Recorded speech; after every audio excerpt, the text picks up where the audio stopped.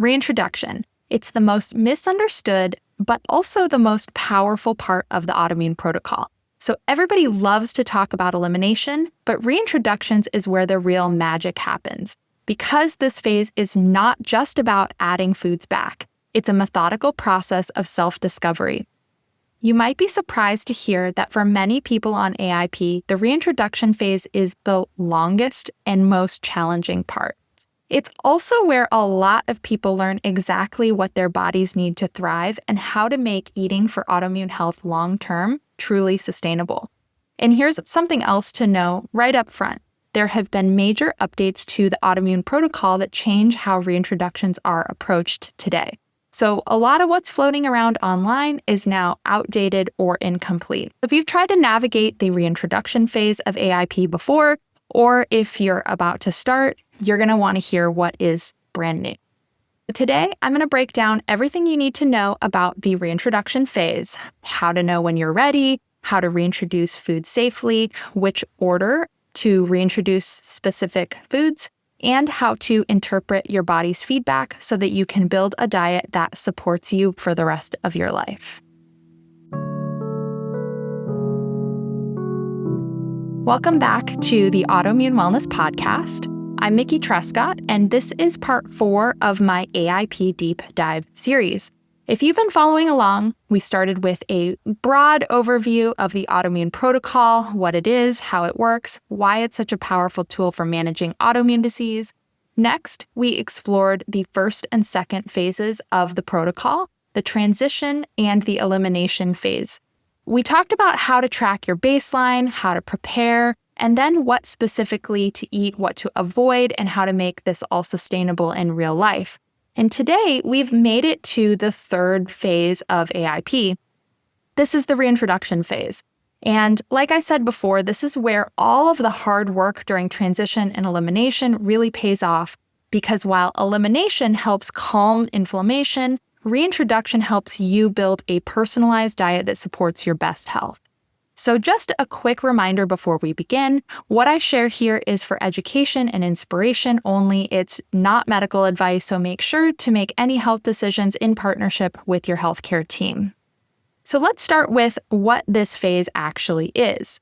Reintroduction is the systematic process of bringing previously eliminated foods back into your diet to test for tolerance. This approach is supported by decades of scientific research in elimination diet, food allergy, and food sensitivity studies. And it's still considered the gold standard for determining food sensitivities. And yes, this is even compared to blood tests, which I will discuss in a further episode. Reintroduction has 2 main goals. First, you're looking to identify which foods are well tolerated so that you can confidently expand your diet. And second, to pinpoint which foods still cause reactions so that you can continue supporting your body's healing process. So here's what's really important to understand. The elimination phase of AIP is never meant to be permanent. In the early days of the Autoimmune Protocol, before we had structured guidance, many people made the mistake of staying in elimination too long, and some indefinitely. Some people were afraid to reintroduce foods, while others just didn't know when or how to start. Raising my hand because I was definitely one of these people. But we now know that remaining in elimination long-term isn't a part of the plan, and it can actually work against you. Staying there too long can create nutrient gaps, making eating socially and emotionally stressful, and it can even lead to food fears. That's why a clear reintroduction process is essential to working through AIP. This is the step that transforms the protocol from a restrictive diet to one that is flexible and personalized to your lifestyle. And again, this is where AIP becomes uniquely yours. It yields a way of eating that is nourishing, sustainable, and just for you. So when are you ready to start reintroductions? This is one of the most common questions I get about the Autoimmune Protocol, and the answer might surprise you. Most people are ready to begin reintroductions after about 30 to 90 days in the elimination phase once they've experienced measurable improvement from their baseline symptoms. We discussed this in the last episode. This is the time frame that gives your body enough space to calm inflammation, repair the gut lining, and restore immune balance setting the stage to accurately test how it responds to individual foods. But let's unpack what measurable improvement really means, because it absolutely does not mean perfection. And this is a trap that I fell into when I did my original AIP. You don't need to feel completely healed or symptom-free to begin. The goal isn't total recovery, it's just enough progress to see how foods are affecting you. For example, maybe your energy levels used to crash by mid-afternoon, and now you're making it through the day without needing a nap. Maybe your skin is clearer, or your joint pain is less frequent, or your digestion feels more consistent. Even small, steady improvements like sleeping through the night or having fewer headaches count as meaningful signs of healing as long as you can track them. This is where that tracking practice that you learned about starting in the transition phase, but then you're using through the elimination phase, really pays off. So in that transition phase, you took time to establish your baseline. This was the clear picture of how you were feeling before you started AIP. Maybe you noted things like your energy levels through the day, your digestive symptoms, your sleep quality, your moods, skin changes, or how often you were experiencing flares of your specific condition. That baseline is your before snapshot. It helps you see exactly where you started. Then, during the elimination phase, your tracking shifted into capturing trends over time. You might have noticed that certain symptoms started to lessen, your sleep became more consistent, you were waking up with steadier energy. Now, as you prepare for reintroduction, those notes become one of your most valuable tools. So I want you to pull out your symptom journal or your app and just take a look at how things have changed. Are your symptoms just as frequent or as intense as before, or have they eased up even a little bit? For example, maybe your fatigue was an 8 when you started and now it's closer to a 4. Maybe your digestion used to fluctuate daily, but now you have regularity and comfort. These shifts matter even if they don't feel dramatic. When you can look at your own notes and say, things aren't perfect, but they're definitely improving, that is your clue that your body is ready for the next step. And here's why this matters so much. If you start reintroducing foods before you've seen a measurable improvement, you're not going to get clear results. The inflammation and immune reactivity from before elimination can mask your body's true responses to foods. It can make everything feel like a trigger, or worse, it can be impossible to tell what is actually causing your symptoms. So, reintroducing without this progress is like trying to test food sensitivities while your immune system is still in overdrive. You're just not going to get accurate feedback. Now, on the other side of that, if you've been in elimination for more than 90 days and you haven't seen any meaningful improvement, that is not a reason to double down and get stricter. It's actually a sign to take a pause and enter troubleshooting. Working with an AIP certified coach or a healthcare provider can help you figure out what is holding you back, whether that is an underlying infection, maybe nutrient deficiency, hormone imbalance, or something else that diet alone can't fully address. You're not waiting for perfection, you are looking for progress. Once you can see and feel that consistent improvement, even if it's partial, you have earned the green light to begin the next phase. Now that you've confirmed you're ready to start, let's walk through exactly how to reintroduce foods safely and effectively. The good news is that the reintroduction procedure has been updated, and it's the same whether you've followed core AIP or modified AIP. These updated steps are based on what's worked best across thousands who have used AIP, and they're designed to help you get clear, reliable results. Here's how the process works. First, you're going to choose one food to test from the reintroduction stages chart from your elimination plan, and only that food. Avoid trying anything else new that day so that you can clearly identify your body's response. Then you're going to start small. You're going to begin with about half a teaspoon, maybe a little more of that food. You're going to eat it and you're going to wait for 15 minutes. Now, if you notice any kind of reaction, so anything from digestive discomfort to itching, fatigue, or mood changes, stop the test and note it in your journal. That food is not ready for reintroduction yet. If you don't have a reaction, increase to about 1 teaspoon, wait another 15 minutes. If you're still doing fine, you're going to try a little bit more and observe for 2 to 3 hours. So if you continue to feel well, go ahead and have a normal portion of that food. And after that normal portion, you're going to wait 3 to 7 days before reintroducing the next food. During that waiting period, watch for delayed symptoms or changes, which these are actually very common. So I want you to pay attention here. There are things like shifts in digestion, in joint pain, in sleep quality, energy, skin clarity, or mood. And that spacing is essential. It really gives your body enough time to show any delayed reactions and ensures that you can confidently connect a symptom or even a lack of one to a specific food. And do not forget to track everything. Whether you're using a notebook or an app or a spreadsheet, note the food that you tested, how much you ate, or any changes that you notice in the days that follow. These details help you build a clear picture of what's working and what is not and what's worth retesting later. Now, I just want to make a note here that if there is a food that you have a known allergy or extreme sensitivity to, you absolutely do not want to engage in this process with that food, and you always want to follow the guidance of your medical practitioner in how to proceed with that. Throughout the reintroduction process, you're not just adding foods back, you're learning how your body communicates and tells you when something is working or not working for you. The more intentional you are with this process, the more confidence you'll have in building your long-term personalized version of AIP. If you'd like a little help keeping track, I've created a food reaction checklist that gives you space to record your notes and observations. You can download it for free as part of the AIP Foundation series at theautoimmuneprotocol.com/foundations. Next, we'll talk about how to decide the order of food reintroductions. Now, remember that with the new update to the Autoimmune Protocol, there are now 2 distinct paths you might be following: core AIP or modified AIP. Both are designed to help you discover your personal food tolerances, but they differ slightly in which foods are eliminated. It doesn't matter which version you're following when it comes to the reintroduction procedure. That is going to be the same structured, evidence-based approach to testing foods one by one. Now, the difference is going to be in which foods you're starting with, since some of the foods that were already included in modified AIP might fall into earlier stages for those coming from core AIP. So with that context in mind, let's walk through the stages of reintroduction for both core and modified AIP.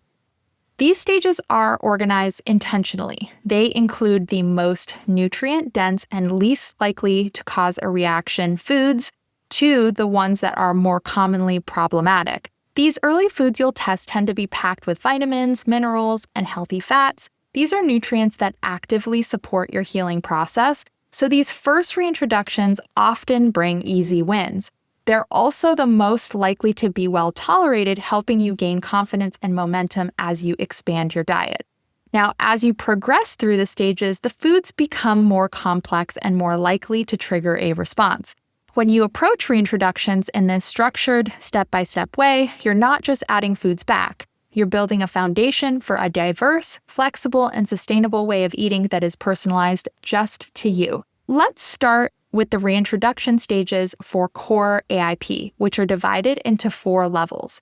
Each stage moves from the foods that are most nutrient-dense and the least likely to cause a reaction to those that are more likely to trigger symptoms. For core AIP, stage 1, the lowest risk, most nutrient-dense foods are egg yolks, legumes with edible pods. These are going to be things like green beans, peas, snow peas, and sugar snap peas.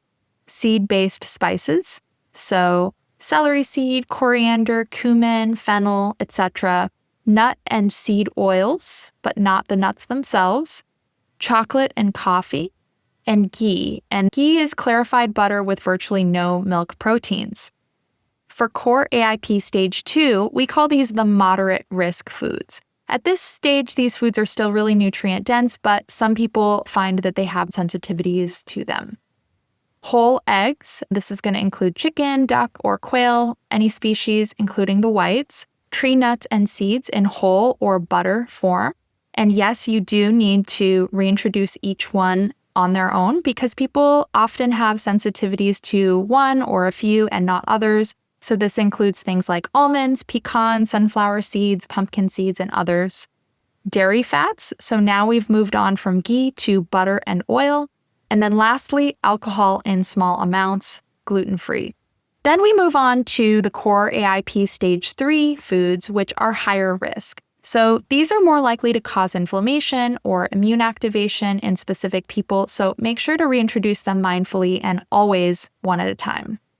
Nightshades, so this includes bell peppers, peeled white potatoes, eggplant, and paprika. And yes, the peels do cause some people problems, so when we reintroduce nightshades, we like to start with these foods and then you can progress on if you tolerate them. Full-fat dairy, so we've moved on from butter to milk, cheese, yogurt, kefir, sour cream, and whey protein. Legumes, this is where we get to reintroduce the rest of the legume family, so chickpeas, lentils, split peas are the examples there of the most easy to tolerate legumes. And then moving on to core AIP highest risk foods. So these are the foods that are most likely to cause symptoms or trigger inflammation. So I like to be extra cautious with this final category. For nightshades, it includes chili peppers, cayennes, tomatoes, goji berries, and ashwagandha. A note here that some people find that they have really varying sensitivity to the nightshade family specifically. You're going to want to test these things one at a time to find out what works and what might not work for you. Gluten-free grains and pseudo-grains, this is going to be where you get to reintroduce rice, oats, millet, buckwheat, quinoa, amaranth, and teff. And then legumes, black beans, kidney beans, peanuts, soy, and others, alcohol in larger amounts if that's something that you decide to partake in. By following these stages, you'll move from those easy wins to maybe some of the more complex foods that are harder for some people to reintroduce, giving your body time to communicate before you add in the next category. Now, if you followed modified AIP, your reintroduction process will look a little different. Because modified AIP begins with a more flexible elimination phase, you've already been eating some of the foods that would appear in the early stages of core AIP. That means you're starting further along in the process and your reintroductions will be divided into just 2 stages instead of 4. The same rules apply. Introduce one food at a time, follow the reintroduction procedure carefully, and allow a few days between tests to track your results. Here's how the stages break down for modified AIP. Modified AIP stage 1, again, lowest risk, most nutrient-dense foods. These foods are the best place to start. In stage 1, we start with egg yolks, not the whites, very similar to core AIP. You can use any species of egg, but you're just going to be having the yolks first. Next, we move on to nuts. So these are all different types of nuts: almonds, Brazil nuts, chestnuts, hazelnuts, macadamia nuts, the list goes on. Just make sure that you are tracking them one at a time for the same reason that I mentioned before. With dairy, since we're already including ghee in modified AIP, we're going to start with butter, buttermilk, cheese, cottage cheese, cream cheese, milk, curds, dairy protein isolates, heavy cream, kefir, sour cream, ice cream, whey protein isolate, whipping cream, or yogurt. Now, that's a long list of dairy. I recommend going and testing each dairy product individually because, like other food families like nightshades, people tend to have varying ranges of tolerance. And then next, speaking of which, we have nightshades, which is limited to just paprika and peeled potatoes. Now, once you have completed stage 1 for modified AIP, we move on to stage 2, which has the remainder of the foods. That includes the whole egg or the egg whites, gluten-free cereal grains. So these are corn and millet and oats, sorghum, etc. We've got the rest of the nightshade family vegetables and spices. So bell peppers, cayenne, eggplant, goji berries, etc. And then also, the last thing is alcohol in smaller quantities if that is something that you choose to include. Now, if you'd like to see the reintroduction stage charts for both core and modified AIP laid out visually, I've created a downloadable chart that makes it easy to follow along as you work through your reintroduction process. You can grab it for free at the autoimmuneprotocol.com/foundations. So now that you know the procedure for reintroductions and how to determine the order of foods, let's talk about tracking one more time, just because this is how you are going to determine which foods truly work for you. By this point, you already know how powerful tracking can be, and during reintroduction, it becomes absolutely essential. This is where that symptom tracker really earns its keep because it's going to be your main tool for connecting what you eat with how you feel and identifying whether any new symptoms are related to a specific food.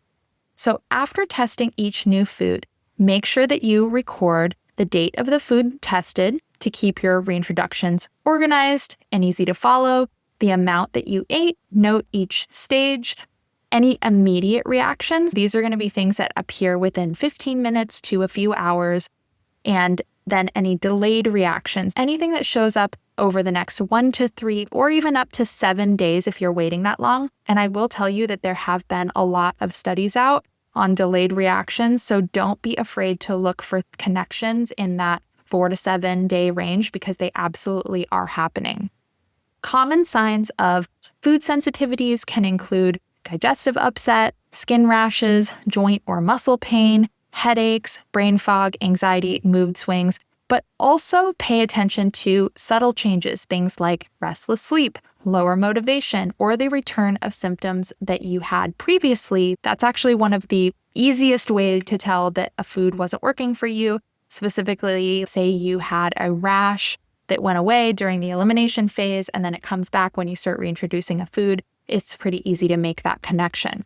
Now, if you experience a negative reaction, you want to remove that food again and wait at least 2 weeks before considering a retry. Now, that 2 weeks is just a suggestion. Sometimes you feel really good after a few days, so you can modify that if it works for you. But you really want to give your body time to settle and return to your baseline before testing another food. You do not need to go back all the way to the elimination phase. You just need to go back to before you reintroduced the specific food that caused the reaction. So if you reintroduce a food and you feel fine, no symptoms, no discomfort, and your energy levels are steady, that's a successful reaction. Guess what?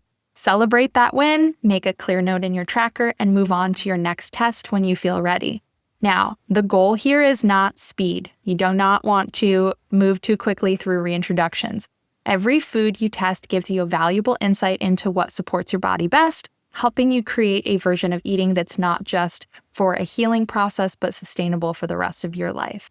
Now, before we close, I wanted to discuss gray area foods because it's something that comes up for almost everyone who goes through reintroductions. Gray area foods are what I call those that don't fall neatly into those yes or no categories. You might find that you don't have a bad reaction to them, but they're not completely tolerated either. For me, gray area foods are reacted to sometimes, but not always, and often the reaction will depend on maybe how much you eat or what other foods you've had alongside them, maybe your stress levels that day. For me, eggs were a gray area food for a long time. At first, I couldn't tolerate them at all. Then, after I had progressed through some deeper healing, I could eat them occasionally. Say some scrambled eggs on a weekend brunch or on vacation, I would feel mostly fine. But if I started eating them every day, my symptoms would start to creep back in. And so that's the point. The gray area foods remind us that tolerance isn't all or nothing. As much as we want to put foods in these neat categories of yes and no, it's really a spectrum that can shift with time, stress, or even hormone changes. So if you suspect that you found a gray area food, the best approach is to reintroduce it slowly and occasionally. Give yourself time to observe how your body responds over multiple exposures. If you get a reaction that is mild and predictable, you might decide that food is worth including sometimes, like while you're on vacation, maybe at a special occasion, or when it simply brings you a lot of joy. On the other hand, if you find that it consistently leads to discomfort or inflammation, that's also valuable information. You can pull it back out and try it again later. So the goal of AIP is never about perfection. You guys have heard me talk about this a lot. It's just about awareness. Gray area foods give you a chance to practice that awareness and build flexibility into your personal AIP template. Over time, you'll learn which foods nourish you daily, which you enjoy occasionally, and which ones are better left off your plate for good. Let's talk a little bit more about what types of reactions you might actually notice during reintroductions. Reactions can look different for everyone, and they aren't always dramatic or immediate. Some people expect a major flare-up right away, but most of the time, reactions are really subtle. They're little shifts that are easy to miss if you're not paying attention. That's why tracking and observation are so important.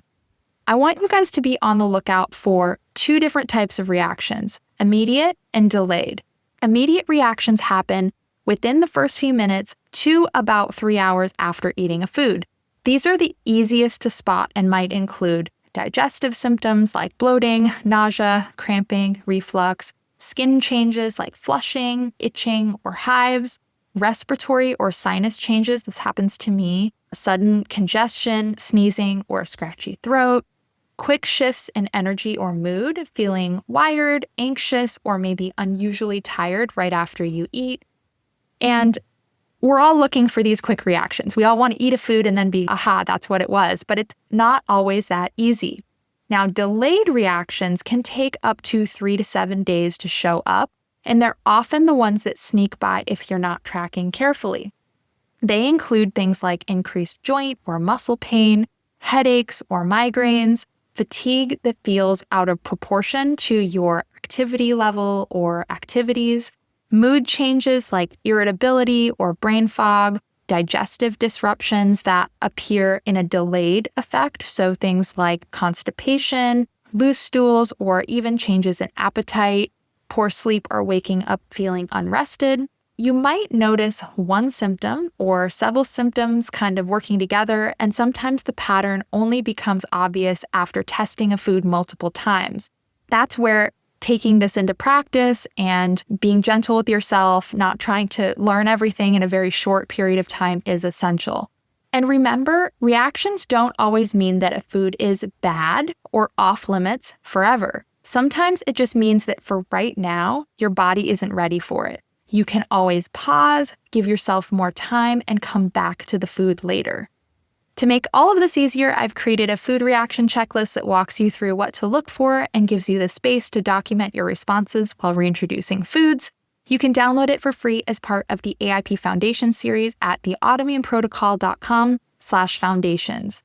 Having a checklist handy makes it that much easier to stay organized, spot patterns, and understand your body's messages with confidence. So what happens after the reintroduction phase? This is where your hard work truly pays off. You have spent all of this time eliminating, observing, methodically reintroducing foods, and now you have something incredibly powerful: personal data. You know which foods your body handles extremely well, which ones it needs more time with, and which ones are better off completely left off your plate. Through this, you have built your personalized AIP template, a long-term way of eating that reflects everything you have learned about your body. Your template may look very different from someone else's. Even if you share the same diagnosis or symptoms, you might be able to enjoy eggs or small amounts of dairy while someone else can't. You might find that certain nightshades or legumes work fine for you while others remain off the table for now. What matters most is that it supports your body, your lifestyle, and your goals. And here's the thing. Your template is going to continue to evolve. Mine absolutely has in the 15 years I've been doing this. Healing is not static. What doesn't work for you today might actually be totally fine a year from now, and that's completely normal.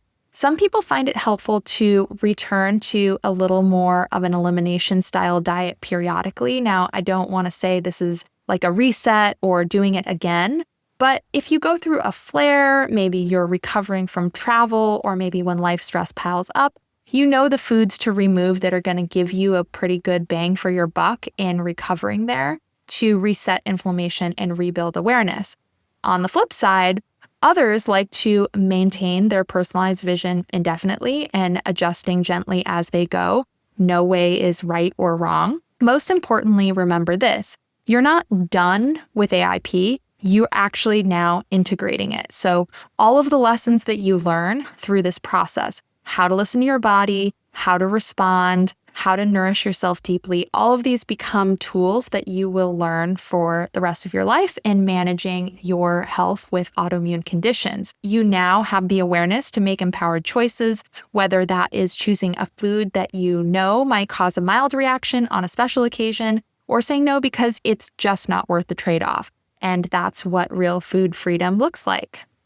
If today's episode gave you confidence about bringing foods back, be sure to subscribe so you don't miss the next deep dive episode. We're going to talk about nutrient density and deep healing and how it is so much more than just what we are eating or not while we go through AIP. And if you'd like printable reintroduction charts for both core and modified AIP, as well as that symptoms checklist, go ahead and download them for free inside my AIP Foundation series at theautoimmuneprotocol.com/foundations. Thanks so much for listening, and I'll see you next time.